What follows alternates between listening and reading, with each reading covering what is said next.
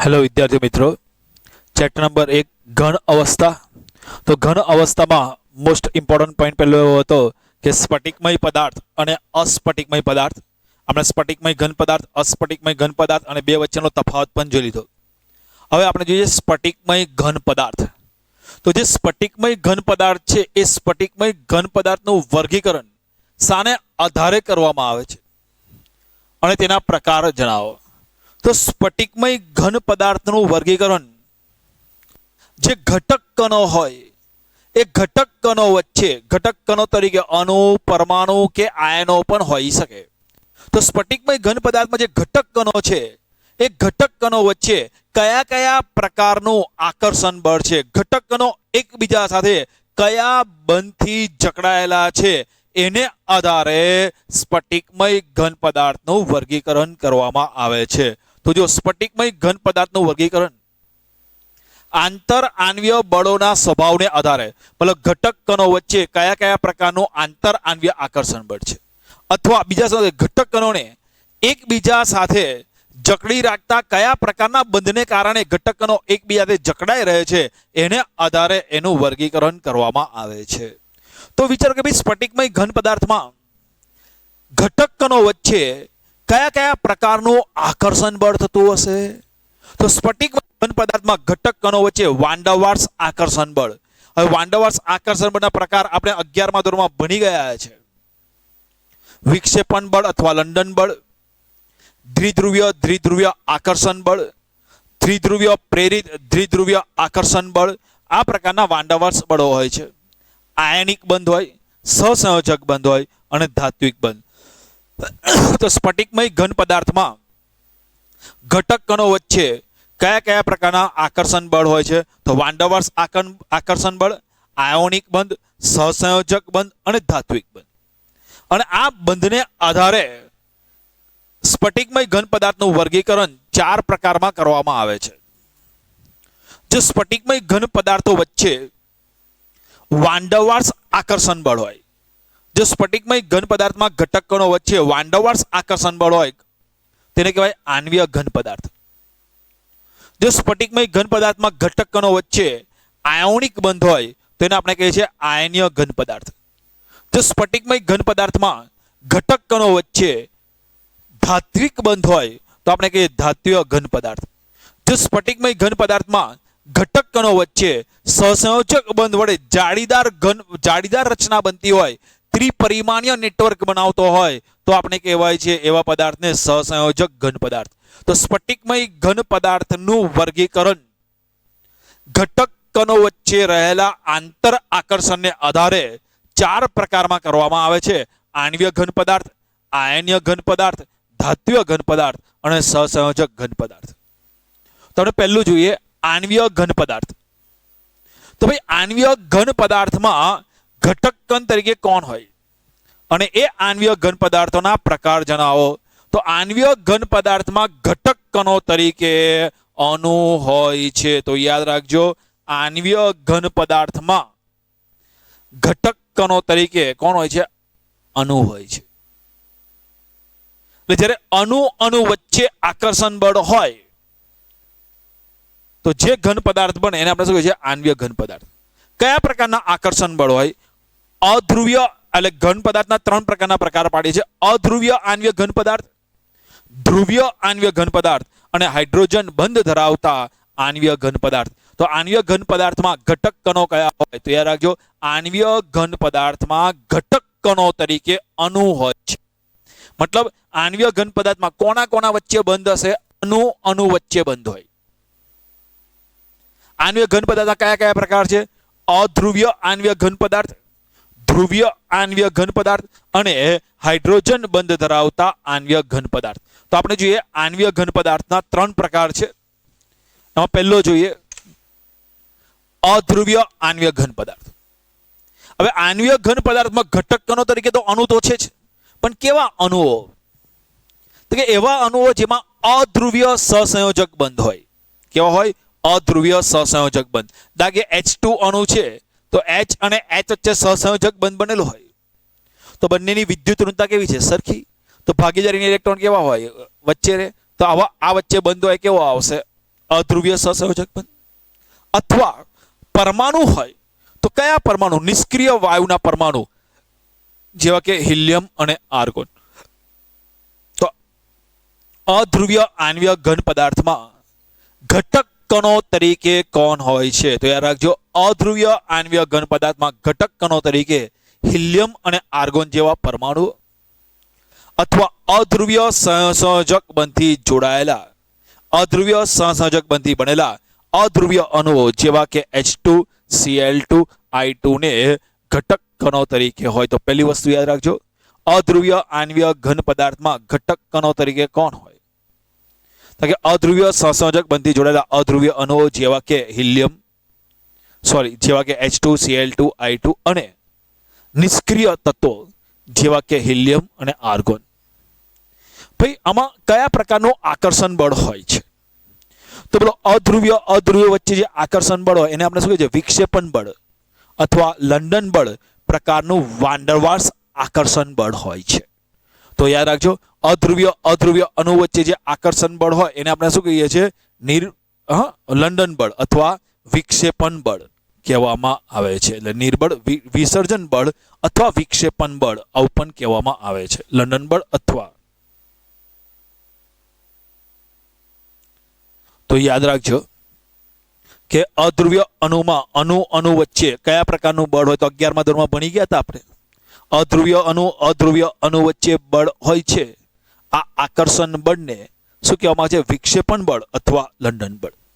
પણ આ વિક્ષેપણ બળ અથવા લંડન બળ એક પ્રકારનું વાન્ડરવાલ્સ આકર્ષણ બળ છે. અને વાન્ડરવાલ્સ આકર્ષણ બળ કેવું હોય? નિર્બળ. તો નિર્બળ આકર્ષણ બળ હોવાને કારણે આ પોચા હોય છે. બીજી વસ્તુ, વિદ્યુતના નિર્બળ આકર્ષણ બળ એટલે પોચા હોય છે. ગલનબિંદુ કેવા હોય છે? નીચા હોય. અને વિદ્યુતના અવાહક હોય છે. તો યાદ રાખજો, અધ્રુવીય આણ્વીય ઘન પદાર્થ એ પોચા હોય છે, વિદ્યુતના અવાહક હોય છે અને નીચા ગલનબિંદુ હોય છે.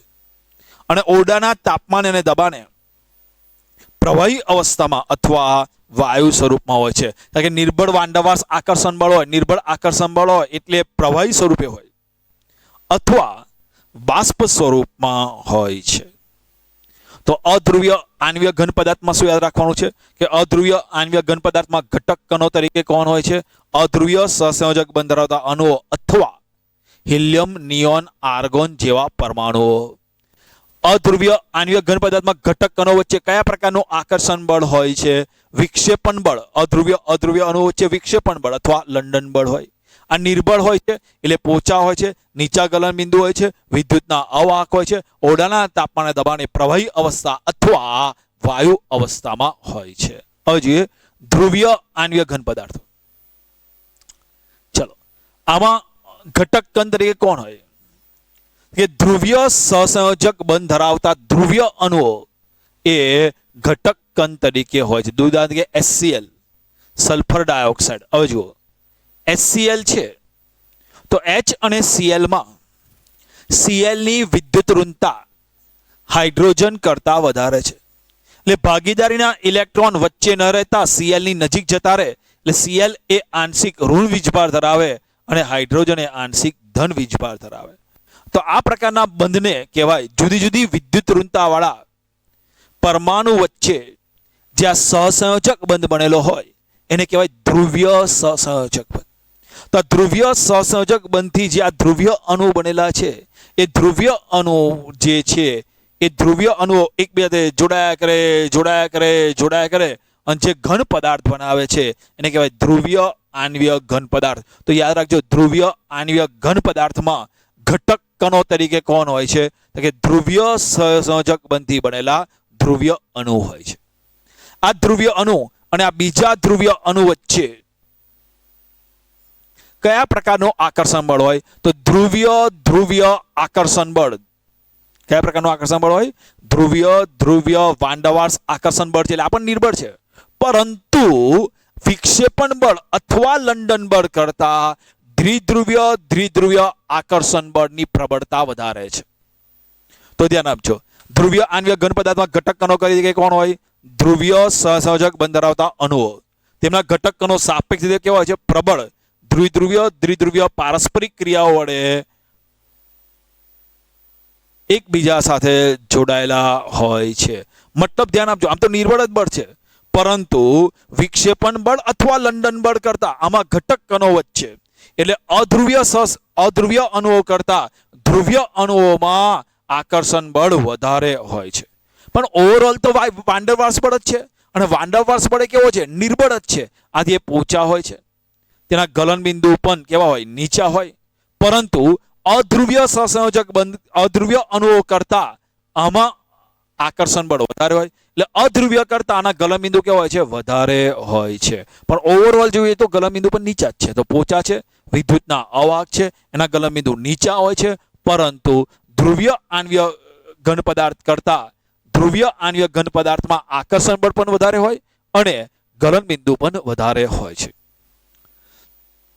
આમાં આકર્ષણ બળ તો વાન ડર વાલ્સ આકર્ષણ બળ જ છે, અને વાન ડર વાલ્સ આકર્ષણ બળ એ નિર્બળ આકર્ષણ બળ હોવાને કારણે પ્રવાહી અવસ્થામાં હોય અથવા વાયુ અવસ્થામાં. તો ઓરડાના તાપમાન અને દબાણે તેઓ પ્રવાહી અવસ્થામાં હોય છે અથવા વાયુ અવસ્થામાં હોય છે. બોલો, આમાં કોને પ્રોબ્લેમ છે?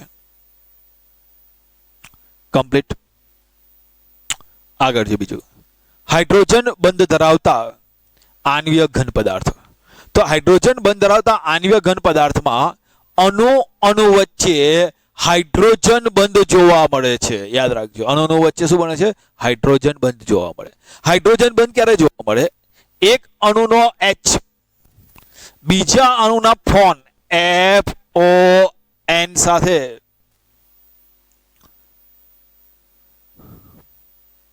આંતર આણ્વીય આકર્ષણ બળથી જોડાય તેને H બંધ કહેવાય. એક અણુનો H અને બીજા અણુનો કોણ હોય? O. ધારો કે સમજો હું H2O ની વાત કરું તો આ પાણીનો એક અણુ H2O, આ બીજા અણુનો H2O. તો જો આ HO અને H માં આ H પ્લસ ડેલ્ટો, આ O માઇનસ ડેલ્ટો,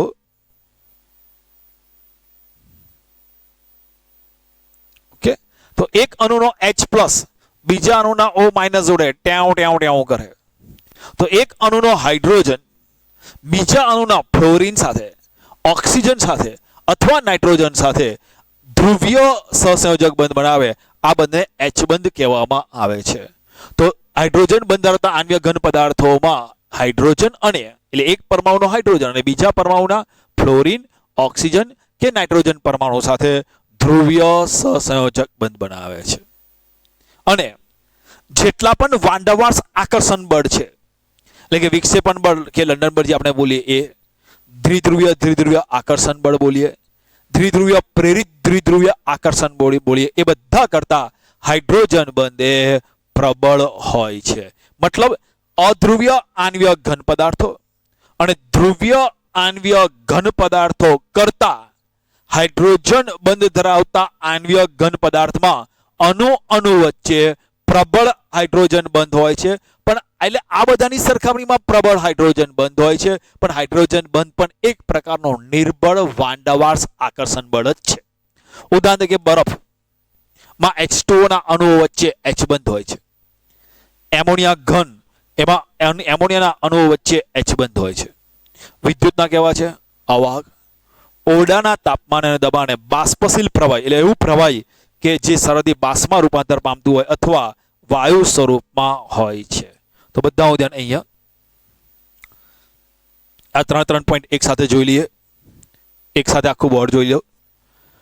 અધ્રુવીય આણ્વીય ઘન પદાર્થ એટલે આણ્વીય ઘન પદાર્થના 3 પ્રકાર છે: અધ્રુવીય આણ્વીય ઘન પદાર્થ, ધ્રુવીય આણ્વીય ઘન પદાર્થ અને હાઇડ્રોજન બંધ ધરાવતા આણ્વીય ઘન પદાર્થ. આણ્વીય ઘન પદાર્થમાં ઘટક કણો તરીકે અણુ જ હોય. તો આમાં ઘટક તરીકે અણુ તરીકે કયા કયા અણુ હોય? તો કે અધ્રુવીય સહસંયોજક બંધ ધરાવતા અધ્રુવીય અણુઓ અને હિલિયમ, નિયોન, આર્ગોન જેવા નિષ્ક્રિય ધાતુના પરમાણુઓ. ધ્રુવીય આણ્વીય ઘન બંધમાં કોણ હોય? તો ધ્રુવીય આણ્વીય ઘન પદાર્થોમાં ધ્રુવીય સહસંયોજક બંધ ધરાવતા અણુઓ હોય છે. આમાં એક અણુમાં હાઇડ્રોજન હોય અને બીજા અણુમાં કોણ હોય? ફ્લોરિન, ઓક્સિજન કે નાઇટ્રોજન સાથે ધ્રુવીય સહસંયોજક બંધ હોય છે. આમાં અણુઓ વચ્ચે, ઘટક કણો વચ્ચે કયા પ્રકારનું આકર્ષણ બળ હોય? વિક્ષેપણ બળ અથવા લંડન બળ. આમાં ઘટક કણો વચ્ચે દ્વિધ્રુવીય આકર્ષણ બળ હોય છે, જે આના કરતા પ્રબળ હોય છે. જ્યારે આમાં હાઇડ્રોજન બંધ હોય છે જે આના કરતાં પણ પ્રબળ હોય છે. એટલે નિર્બળ બળ વિક્ષેપણ બળ લંડન બળ છે એના કરતાં દ્વિધ્રુવીય આકર્ષણ બળની પ્રબળતા વધારે અને એના કરતાં હાઇડ્રોજન બંધની આકર્ષણ બળની પ્રબળતા વધારે. પણ બધા જ વાન ડર વાલ્સ આકર્ષણ બળ એ નિર્બળ છે. બધા જ આણ્વીય ઘન પદાર્થમાં નિર્બળ જ બંધ હોય છે. એટલે બધા જ પોચા હોય, બધા જ વિદ્યુતના અવાહક હોય, બધાના નીચા ગલન બિંદુ હોય છે. પણ અધ્રુવ્ય આણ્વીય ઘન કરતા અધ્રુવ્ય આણ્વીય ઘન પદાર્થ કરતા ધ્રુવ્ય આણ્વીય ઘન પદાર્થના ગલન બિંદુ વધારે હોય છે અને એના કરતા હાઇડ્રોજન બંધ ધરાવતા આણ્વીય ઘન પદાર્થના ગલન બિંદુ વધારે હોય છે. ભૌતિક અવસ્થા બધા પ્રવાહી સ્વરૂપે હોય, ઓરડાના તાપમાને દબાણે પ્રવાહી સ્વરૂપે હોય છે અથવા વાયુ અવસ્થામાં હોય છે, કારણ કે આમાં ઘટક કણો વચ્ચે આકર્ષણ બળ છે એ નિર્બળ હોય છે. વાન ડર વાલ્સ આકર્ષણ બળ નિર્બળ જ છે, કોઈ પણ પ્રકારનું વાન ડર વાલ્સ આકર્ષણ બળ હોય. તો આણ્વીય ઘન પદાર્થમાં બધું કમ્પ્લીટ સમજાઈ ગયું હશે. તો એવું હોય તો એકવાર વિડીયો પોઝ કરીને આણ્વીય ઘન પદાર્થ કમ્પ્લીટ સમજી લેવાનું, પછી જોવાનું હોય આયનીય ઘન પદાર્થ. તો આયનીય ઘન પદાર્થમાં કોણ હોય? આયનો વચ્ચે બંધ બને. દાખલા કે હું આયનીય ઘન પદાર્થની વાત કરું કે NaCl, તો એક Na+ ની આજુબાજુ 6 Cl-, 1 2 3 4 5 અને 6. તો એક Na+ ની આજુબાજુ 6 Cl- હોય, એટલે દરેક Cl- ની આજુબાજુ 6 Na+ હોય. તો એક Na+ ની આજુબાજુ 6 Cl-, દરેક Cl- ની બાજુ 6 Na+, એક Na+ ની આજુબાજુ 6 Cl-, દરેક Cl- ની આજુબાજુ 6 Na+, આ રીતે ગોઠવાયેલા હોય છે. તો આયોનિક ઘન પદાર્થમાં ઘટક કણો આયન સ્વરૂપે હોય છે. તો આયનિક ઘન પદાર્થમાં ઘટક કણો કયા સ્વરૂપે હોય છે? આયન સ્વરૂપે. Na+, Cl-, Cl-, Cl-, એવી રીતે Na+ ની બાજુ Cl-. ઓકે, તો આયનિક ઘન પદાર્થમાં ઘટક કણો કોણ હોય? આયનો. આયન વચ્ચે કયા પ્રકારનું આકર્ષણ બળ હોય છે? કોલમ્બિક આકર્ષણ બળ. કયું હોય છે? કોલમ્બિક આકર્ષણ બળ. તો આવા ઘન પદાર્થોમાં ઘટક કણો વચ્ચે કોલમ્બિક આકર્ષણ બળથી ધનાયન અને ઋણાયન એકબીજા સાથે બંધિત હોય છે, જકડાયેલા હોય છે, બંધ બનાવેલા હોય છે. તો આયોનિક ઘન પદાર્થમાં ઘટક કણો કોણ હોય? આયનો. આયનો વચ્ચે શું હોય છે? પ્રબળ કોલમ્બિક આકર્ષણ બળ. અને આ આકર્ષણ બળ પ્રબળ હોવાને કારણે સખત હોય છે. આવા આયોનિક ઘન પદાર્થો સખત હોય અને બરડ હોય. પ્રબળ આકર્ષણ બળ હોવાને કારણે તેના ગલન બિંદુ અને ઉત્કલન બિંદુ ઊંચા હોય છે. તો યાદ રાખજો, આયોનિક ઘન પદાર્થો સ્વભાવે સખત હોય છે, કારણ કે આયોનિક બંધ વચ્ચે પ્રબળ કોલમ્બિક આકર્ષણ બળ હોય છે, સખત હોય, બરડ હોય, ગલન બિંદુ અને ઉત્કલન બિંદુ ઊંચા હોય છે. દાખલા હું વાત કરું કે NaCl સોલિડ હોય ને, તો NaCl સોલિડમાં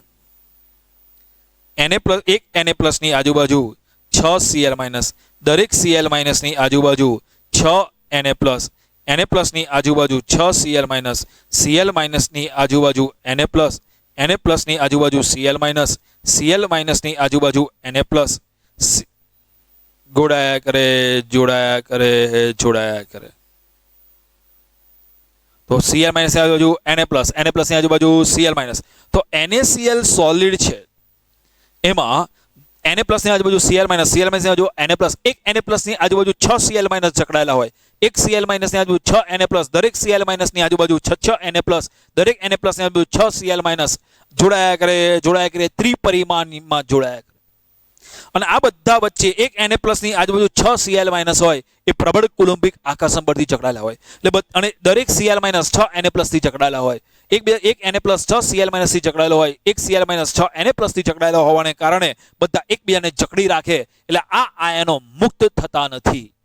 એટલે આ NaCl એ જ્યારે ઘન અવસ્થામાં હોય તેમાં આયનોનું વહન થતું નથી, એટલે વિદ્યુતનો અવાહક છે.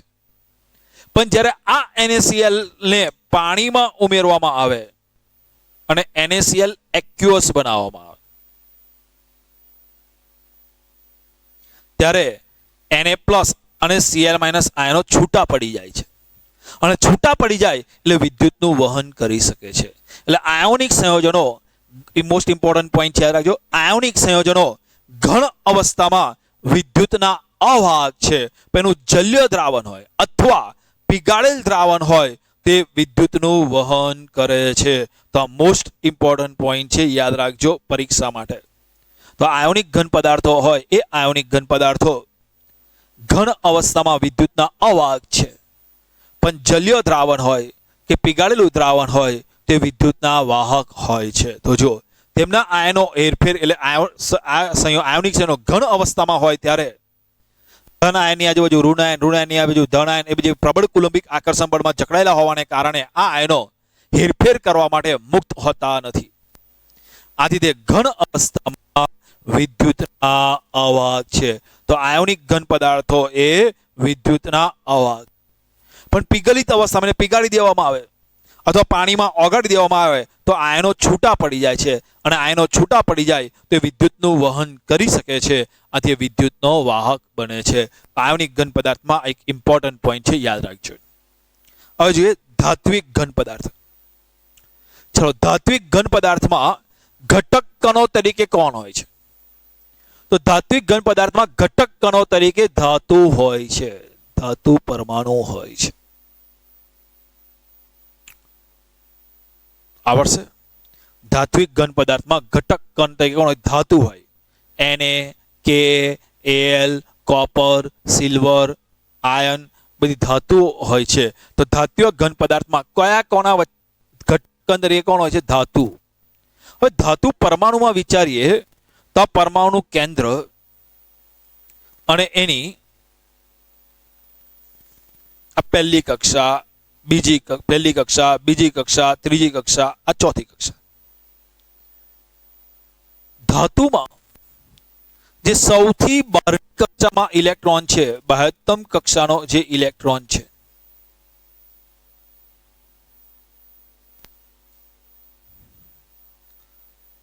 એ વિસ્થાનીકૃત ઇલેક્ટ્રોન છે. વિસ્થાનીકૃત, ડીલોકેલાઇઝ ઇલેક્ટ્રોન, મુક્ત ઇલેક્ટ્રોન છે. શા માટે મુક્ત ઇલેક્ટ્રોન કીધું એ સમજાવું કે ભાઈ ધાતુમાં અહીંયા ધ્યાન આપજો. આમ એક ધાતુનો ટુકડો લીધો છે. આ ધાતુના ટુકડામાં આ એક ધાતુનો પરમાણુ, આ બીજા ધાતુનો પરમાણુ, આ ત્રીજા ધાતુનો પરમાણુ, ચોથા ધાતુનો પરમાણુ, પાંચમા.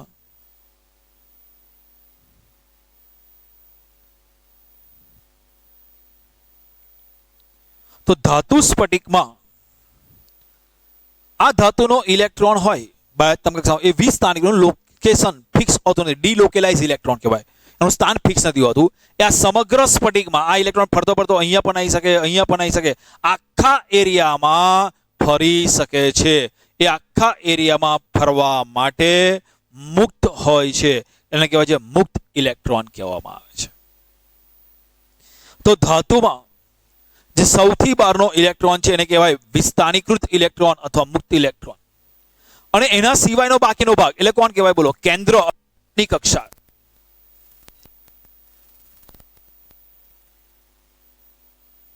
કેન્દ્ર વત્તા અંદરની કક્ષા ને સંયુક્ત રીતે કહેવામાં આવે છે પરમાણુ કર્નલ. અને આ પરમાણુ કર્નલ કેવું હોય? ધન વિદ્યુત ભારિત.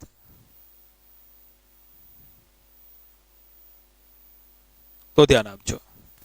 તો ધાતુમાં સૌથી બહારનો ઇલેક્ટ્રોન હોય, બાહ્યતમ કક્ષામાં જે ઇલેક્ટ્રોન હોય છે એ વિસ્થાનીકૃત હોય છે. વિસ્થાનીકૃત મતલબ એનું સ્થાન ફિક્સ હોતું નથી.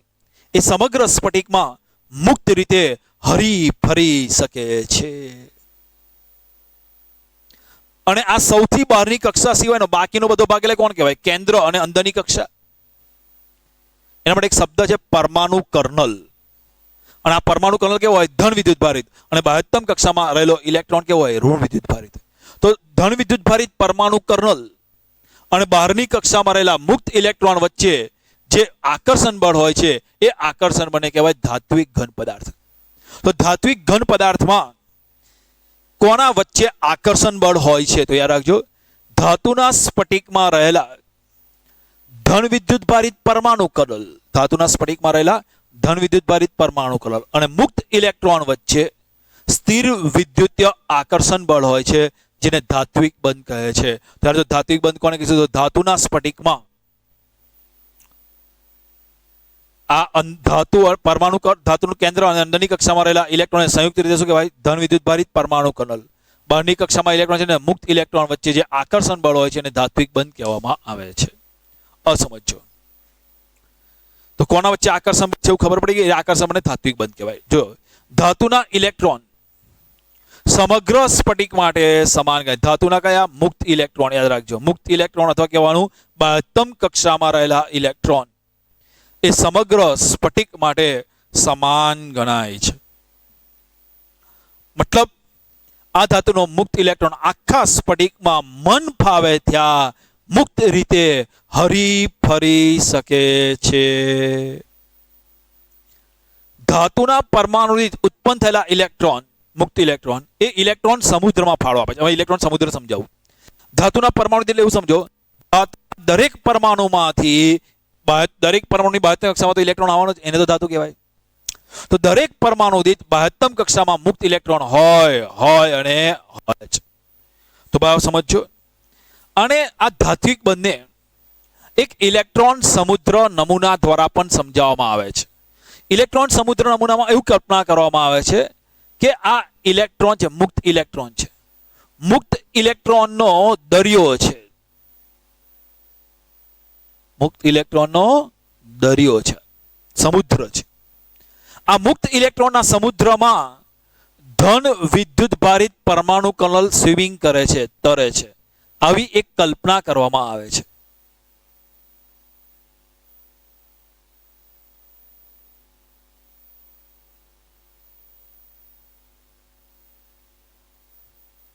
શું કલ્પના કરવામાં આવે? ઋણ વિદ્યુત ભારિત ઇલેક્ટ્રોનનો સમુદ્ર છે. ઇલેક્ટ્રોન મન ફાવે તે બધા ઇલેક્ટ્રોન છે. અને દરિયાનું